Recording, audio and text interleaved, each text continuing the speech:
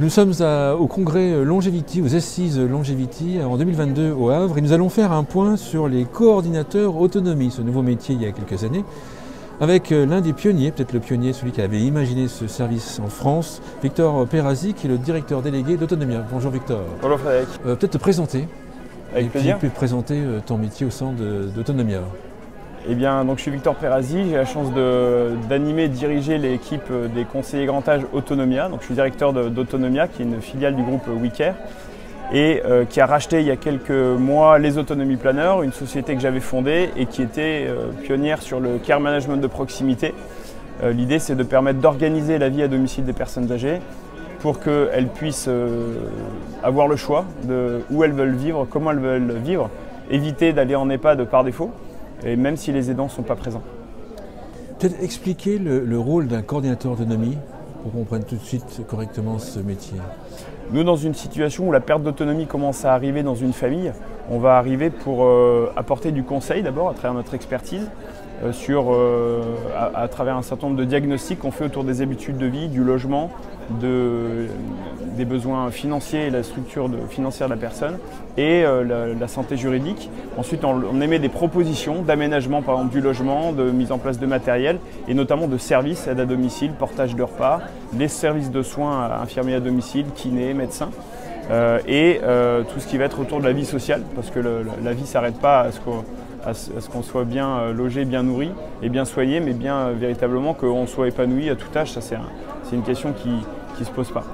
Le coordinateur autonomie, donc, il conseille, il aide à l'organisation pratique des choses et en fait, dans un second temps, il va être là pour soulager la personne et sa famille à faire concrètement, par des visites régulières à domicile, aider la personne à s'organiser, c'est-à-dire dans ses rendez-vous médicaux, dans son agenda du quotidien, dans sa vie sociale, dans ses papiers, ses démarches administratives. En fait, on va vraiment prendre le relais des familles à un moment où c'est compliqué pour une personne âgée d'être seule chez elle, par exemple. Alors, elle peut être seule et avoir un certain nombre d'aides physiques. Tu vois, les services d'aide à domicile sont là pour ça. Mais tout ce qui va être autour du besoin par rapport à des défaillances éventuelles cognitives, elle va avoir besoin de s'appuyer sur quelqu'un. Et quand ce n'est pas sa famille qui peut le faire, malheureusement, souvent ça pousse à aller vers des solutions type l'EHPAD alors qu'elle n'est pas forcément choisie, même si ça peut être une bonne solution. Donc dans ce cas-là, maintenant, on peut faire appel à un coordinateur autonomie. Avec le recul, ce métier commence à être connu de la part des seniors ou on en a encore à évangéliser ce sujet? Clairement, il faut encore évangéliser, il n'est pas encore connu, il est apprécié de ceux qui le découvrent, mais on a un gros travail à faire là-dessus. Nous, Autonomia, les conseillers grand âge, chacun sur leur territoire, ils font un gros travail de notoriété locale à travers l'organisation de conférences, à travers l'organisation d'événements, de petits déjeuners, de permanences dans des pharmacies à droite ou à gauche. Et puis aussi, on s'est structuré en collectif, les coordinateurs autonomie de France. Et on a pour vocation à la fois faire connaître ce métier, mais aussi aider à le structurer et aider à le professionnaliser, au sens où on ne veut pas que n'importe qui puisse se prétendre et s'autoproclamer coordinateur autonomie. Donc voilà, on a créé ce collectif-là. Si on comprend bien, pour qu'on comprenne bien, il y a le réseau, je ne sais pas si on peut dire réseau, un réseau Autonomia, de coordinateurs qui sont salariés d'Autonomia, et ensuite vous avez fait un collectif de coordinateurs autonomie qui, eux, sont plutôt indépendants pour les fédérer. Exactement. En fait, cette initiative, ce métier de care management de proximité, il porte plusieurs noms, expert autonomie, coordinateur autonomie, anciennement autonomie planner, conseiller grand âge chez Autonomia. Et en fait, c'est une initiative qui a été portée par plein d'acteurs, entre guillemets petits acteurs localement, et Autonomia reste un petit acteur. Et en fait, ensemble, on s'est dit, tiens, on a certainement intérêt à se regrouper pour faire valoir ensemble et porter notre message. Et surtout qu'on est très conscient qu'il n'y a pas de concurrence aujourd'hui qui s'opère entre nous. On est vraiment des collègues et on est là pour porter ensemble et être ensemble avec la machette dans la jungle qu'on essaie de traverser en tant que pionnier, quoi. On a vu que les seniors ne connaissent pas forcément encore ce métier. Les autres acteurs, on va dire, les mutuelles, elles ont un rôle à jouer. Est-ce qu'elles jouent le jeu? Est-ce qu'elles reconnaissent le métier de coordinateur autonomie? Oui, et en même temps, je pense qu'elles pourraient jouer un rôle encore plus fort. C'est-à-dire qu'aujourd'hui, elles nous font confiance sur des initiatives d'expérimentation. Il y a 3 mutuelles qui nous font confiance aujourd'hui. Alors 2, bientôt 3. Je pense qu'elles aussi sont en attente de voir comment ça se matérialise concrètement sur le terrain. C'est normal. Après, je pense que demain, elles auront un rôle très fort à jouer parce qu'on a des personnes qui ont besoin de cet accès à un service coordonné, un service d'organisation vraiment pratique de la vie chez soi. Et ce n'est pas toujours faisable pour une personne seule, surtout quand elle avance en âge, et a fortiori quand elle a une maladie type Alzheimer ou Parkinson. Donc nous, dans ce cadre-là, on est vraiment important. Et les mutuelles, dans leur rôle social, elles ont leur part à jouer. À combien tu estimes le nombre de coordinateurs autonomie en France? On comprend tous les réseaux, les indépendants, à ton avis? Aujourd'hui, on doit être une vingtaine, je pense. Donc ça reste faible, ouais. Ça reste faible. Ça, c'est les coordinateurs autonomie de proximité. Peut-être qu'il y en a que je ne connais pas, et ils sont les bienvenus pour nous rejoindre dans le réseau. Et peut-être aussi qu'il y a des métiers qui ressemblent. Peut-être qu'il y a des assistantes ou assistants sociaux libéraux qui, quelque part, localement, font une activité un peu similaire. Peut-être qu'il y a des assistantes administratives à domicile, je pense à Françoise Mazir qui fait ça depuis très longtemps, qui se rapproche de cette veine-là du coordinateur autonomie. Donc peut-être que c'est plus que 20 en réalité, mais de ceux que j'ai pu identifier, c'est à peu près ça. Tu insistes beaucoup sur le côté, avec le terme proximité. Certains ont ou avaient développé le côté distanciel. Comment est-ce que tu vois les deux types d'approches en fait? Alors, je pense que les deux approches, elles ont leur légitimité. Nous, on a choisi l'angle de la proximité parce qu'on pense répondre à un besoin de relais des familles qui, à mon avis, ne peut être que ponctuel à distance. C'est-à-dire qu'à distance, en tant qu'aidant familial, et ça se voit avec des entreprises qui font ça comme Marguerite, Prevencare ou autres, qui peuvent accompagner des gens à distance ou des salariés aidants, ils peuvent les accompagner sur du conseil, sur de l'aide à l'organisation, sur un suivi peut-être dans le long terme, mais qui va être un peu du relais d'information. Nous, en proximité, on va prendre le relais physiquement, concrètement. Alors déjà, il y a des choses qu'on va pouvoir voir localement, physiquement, qui ne seront pas dites au téléphone, qui ne seront pas dites dans un mail et qu'on va pouvoir voir, sentir, au sens propre comme au figuré, à domicile, mettre en place des solutions sur des choses auxquelles on ne nous avait pas alerté. Mais aussi, tu vois, je le disais tout à l'heure, faire le relais sur ouvrir le courrier, aider sur une démarche administrative, prendre des rendez-vous médicaux, se déplacer et aller avec la personne à un rendez-vous chez le neurologue par exemple, pour derrière pouvoir mettre en place la kiné, l'orthophonie. Et ça, c'est finalement ce que ferait une famille qui habite à 200 bornes. Pour l'accompagner sa maman chez le neurologue, elle doit faire poser une demi-journée de RTT, faire 1h30 de route aller, 1h30 de route retour, et puis il y a tout ce qui va découler. Alors que nous, potentiellement, la famille sait qu'elle peut compter sur nous parce qu'on est là en proximité, qu'on va faire ça. On va peut-être pas faire l'accompagnement véhiculé, on va faire appel à une ambulance ou un SAD pour ça. Par contre, être au rendez-vous avec le neurologue, expliquer au neurologue ce qui s'est passé dans les derniers mois pour la personne, récupérer l'info et la traiter, ça c'est un relais qui peut se faire en présentiel par exemple. Je pense que la proximité apporte aussi une meilleure connaissance des acteurs locaux. Parce que la partie coordination veut dire qu'on coordonne d'autres acteurs qui sont indépendants, indépendants. Et je pense qu'en fait la notion de les sélectionner, de les valider, il faut bien connaître l'environnement local. C'est clair, ça c'est clair, c'est beaucoup mieux quand on peut localement connaître les partenaires. Un exemple sur des zones qui sont un peu difficiles d'accès, où on va avoir besoin d'aide à domicile sur des horaires un peu spécifiques, c'est bien de pouvoir appeler des gens qu'on connaît et leur dire vraiment est-ce que tu as quelqu'un qui peut intervenir à ce moment-là pour tel type de mission. Quand on a créé une relation de confiance parce qu'on se connaît, on s'est vu souvent et qu'on peut appeler 2-3 partenaires et en disant dis-moi est-ce que tu as quelqu'un de bien à ce moment-là parce que moi j'ai une situation qui va être un peu complexe mais ouais. Et qui nous dit non là en ce moment vraiment je ne vais pas pouvoir répondre, ok next merci à la prochaine.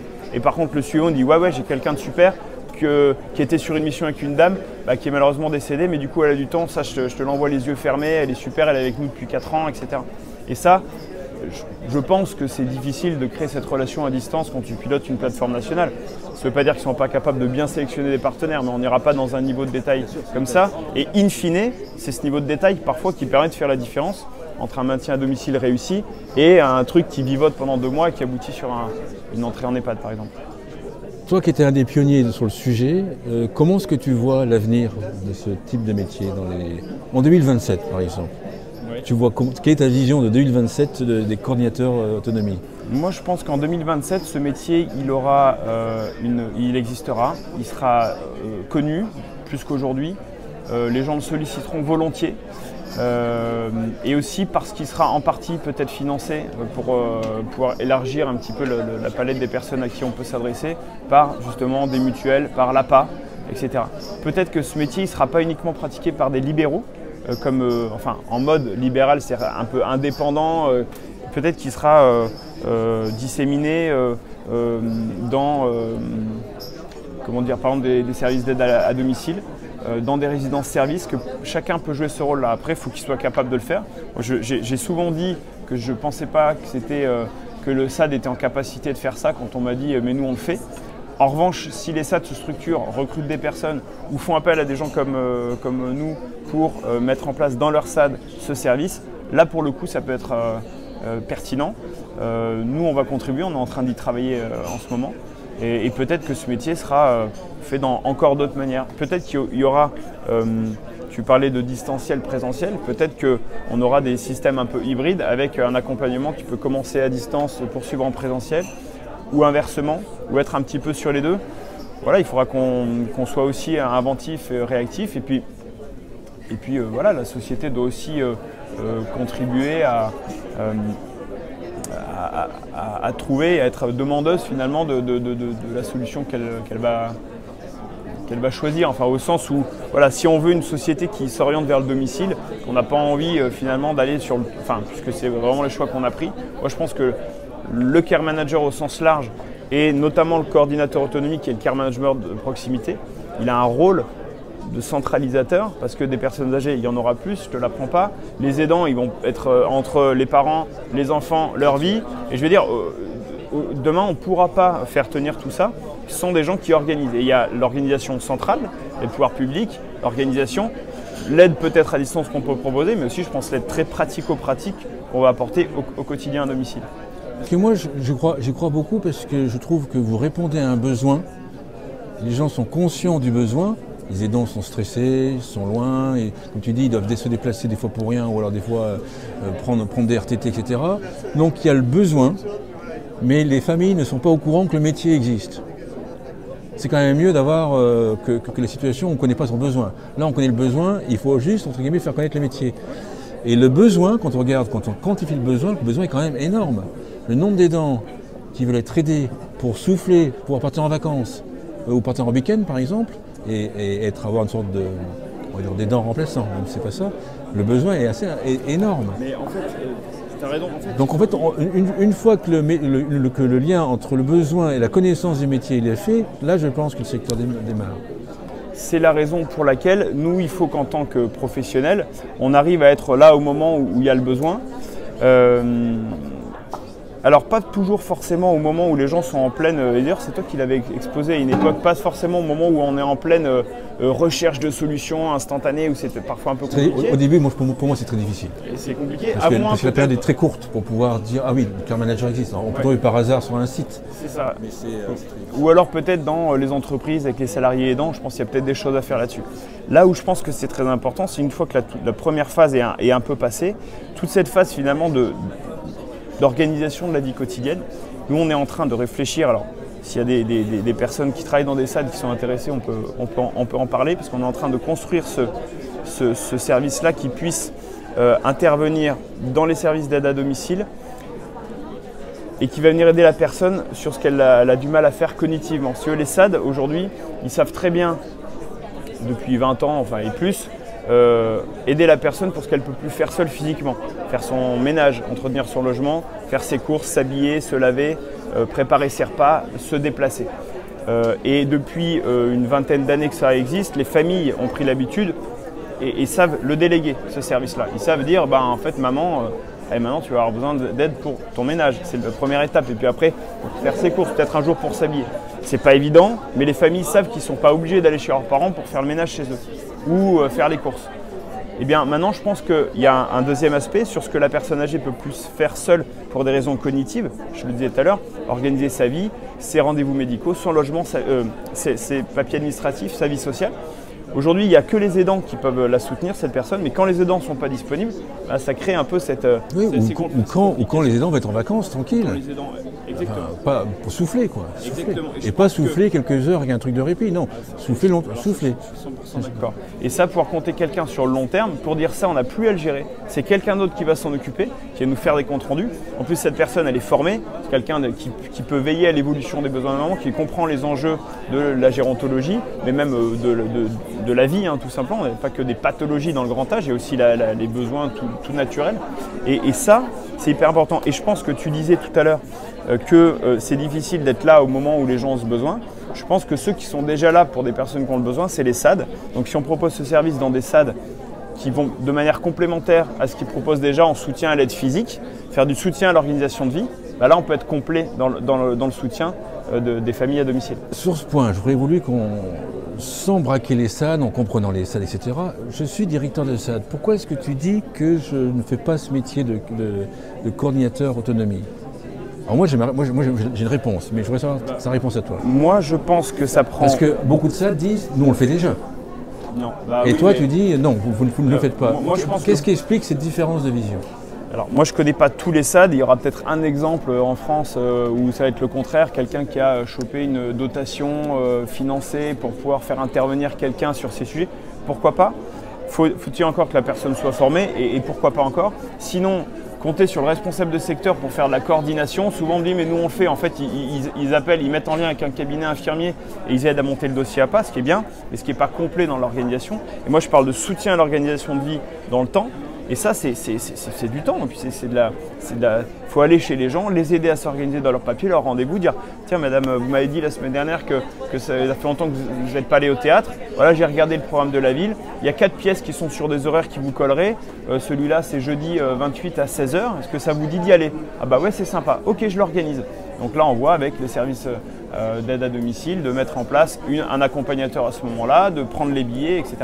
Et ça, c'est un exemple sur la vie sociale, mais il y en a plein sur les rendez-vous médicaux, sur une démarche à faire en ligne par rapport à, je sais pas, le renouvellement d'une carte de mutuelle, des choses comme ça. Et ça, les SAD le font pas aujourd'hui. Ils pourraient demain, mais encore une fois, à condition qu'ils soient structurés pour. Et moi, aujourd'hui, je pense que ça passe par le financement direct de la personne qui paye ce service en plus. Pourquoi pas dans le cadre des dotations complémentaires qui vont arriver dans le cadre des CPOM prochainement, où ils pourront demander pour les publics spécifiques des heures de coordination, enfin des heures, oui, pour assurer la coordination autour de personnes isolées ou qui ont beaucoup d'intervenants. Et ça aussi, le coordinateur autonomie, bah, c'est son rôle, il est là pour ça. Il peut faire le lien entre le domicile de la personne, l'environnement médical, paramédical chez la personne et le SAD, bien entendu.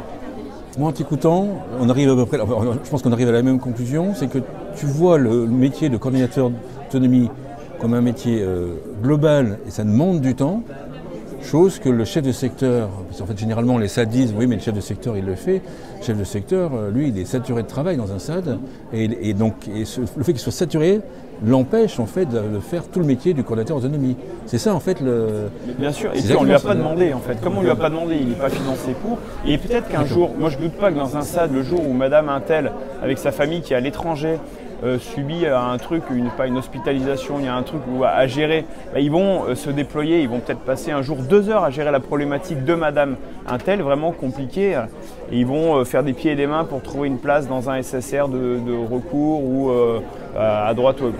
Mais ça, c'est gérer la situation urgente, et quand ils le font, quelque part, ils auront envie de gueuler en disant bah, « Attends, mais nous, on n'est pas financé pour faire ça à la base. » Et moi, je le comprends. Alors que nous, c'est du travail au long cours. On va passer 5-6 heures par mois chez la personne, physiquement, peut-être 2-3 heures hors du domicile pour gérer des rendez-vous, mais même des trucs basiques. La dame, finalement, a envie de partir 5 jours chez ses enfants parce que son petit-fils l'a invité en Dordogne, qu'elle puisse se dire c'est possible. Donc nous, on l'aide à l'organiser. Et puis, on va aussi prévenir tous les services en disant bah, mettez en stand-by le portage de repas, l'aide à domicile, le kiné, le machin. Et on recommence mardi après-midi comme prévu. Et ça, le SAD, alors il va le faire pour ses services, mais il ne va pas, chaque fois que quelqu'un est absent, solliciter tout l'environnement médical et paramédical et social et annuler le rendez-vous. Oui, c'est l'ampleur du métier qui est différent. L'ampleur du métier est beaucoup plus large. Pour finir... ça, c'est essentiel, pardon, quand on vit chez soi, on ne vit pas chez soi qu'à travers son infirmière qui passe et son auxiliaire. On vit chez soi à travers tout un ensemble de choses. Et beaucoup de gens sont un peu isolés chez eux, au sens où s'ils avaient un problème, ils peuvent appeler. Mais ils sont isolés au sens, bon bah voilà, moi je sollicite déjà mes enfants pour tout ce qui est facture et paiement de machin. Je sollicite déjà l'auxiliaire de vie, elle me fait tout à la maison. Je ne vais pas en plus lui demander de m'amener machin. Et puis, donc les gens, ils ne lèvent pas le doigt. Et en plus, parfois, ils ont peur qu'ils lèvent trop le doigt. On en profite pour les mettre en EHPAD. Et c'est basé d'expériences vécues où les gens disent non, j'ai préféré pas vous déranger. Enfin, pas nous en l'occurrence, mais avant qu'on soit là. Et donc, et ça, c'est majeur en fait, parce que vivre chez soi, c'est une chose, mais encore faut-il vivre bien quoi, chez soi. Pour finir, vous avez développé une formation pour les coordinateurs autonomie. Alors pourquoi? Et puis, qu'apporte la formation? Alors ça, c'est extra. C'est deux choses. D'abord, nous, on voulait que chez Autonomia, tous les coordinateurs autonomie qu'on recrute, les conseillers grand âge, puissent avoir un niveau standard, plancher, j'allais dire, de formation. En fait, ils sont déjà recrutés sur des standards assez élevés. Je pense qu'en moyenne, ils sont tous un bac plus 3-4. On a plusieurs masters, etc., une infirmière. Mais on voulait un niveau standard pour nous, pour nos actuels et nos futurs conseillers grand âge. Donc c'est un diplôme qui est sur un temps de 12 mois, en alternance présentielle, distancielle, formation de terrain, et qui va viser un bac plus 5, qui a été demandé par Autonomia, mais qui est en fait maintenant porté par Autonomia, s'est détaché du diplôme, et c'est porté par ASAP, l'Académie des services à la personne de Wicker, et par Ascoria, qui est l'école à Rennes, et en lien d'ailleurs avec l'école de Rennes sur certains modules, le HESP. Et on voulait aussi que, dans la même logique de professionnalisation du métier, savoir que tous ceux qui voulaient se lancer, y compris si ce n'est pas chez Autonomia, aient une voie pour y accéder et qu'on mette un niveau socle de compétences et de formation, et que niveau socle assez élevé, quoi. Une conclusion à l'émission? Merci de m'avoir donné la parole là-dessus. Un de nos enjeux, c'est de faire connaître ce métier. Je pense que j'ai jamais croisé quelqu'un qui m'a dit c'est naze. J'ai croisé parfois des gens qui m'ont dit oula, mais ça va être compliqué parce que c'est coûteux. Et pour moi, c'est un challenge de se dire ouais, ça va être compliqué parce que c'est coûteux. Mais en fait, c'est tellement bénéfique que demain, l'argent pour le maintien à domicile, on le trouvera. On le trouve déjà chez ceux qui ont ces moyens de s'offrir cet accompagnement, qui encore une fois, pas non plus réservé qu'aux ultra riches évidemment. Mais les gens ont besoin de savoir que ça existe, et les gens qui ont fait appel à nous jusqu'à présent sont ravis de l'avoir fait. Et donc on souhaite que les futures personnes qui sont dans cette situation puissent accéder aussi à ça, que ce soit chez nous ou chez nos collègues du réseau, du collectif des coordinateurs autonomie. Merci Victor. Victor Perrazzi, je rappelle que tu es directeur délégué chez Autonomia. Merci beaucoup. Merci à toi.